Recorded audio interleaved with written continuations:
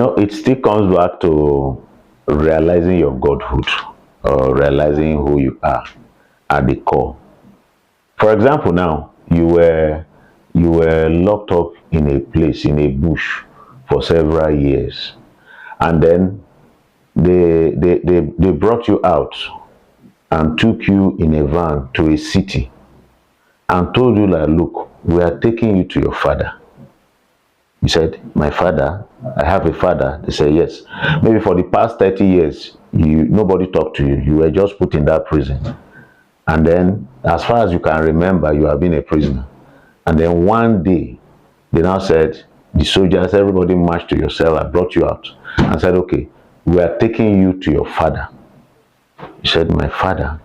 I have a father. He said, yes, you do have a father. And your father lives in a city.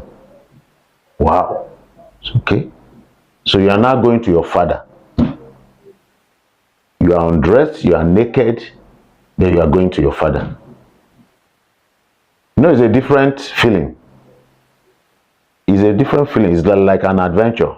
Let me see what my father looks like. And then not just that you have a father, but he lives in a city.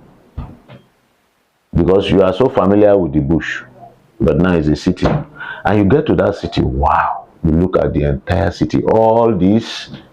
They said, your father that we are taking you to owns this city.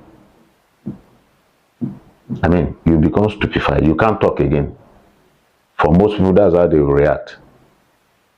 They're not silent. I have a father who owns this city. Why was I in the prison all this while? Well, let me meet him. It's a different air that you are going to breathe again. It's a different air.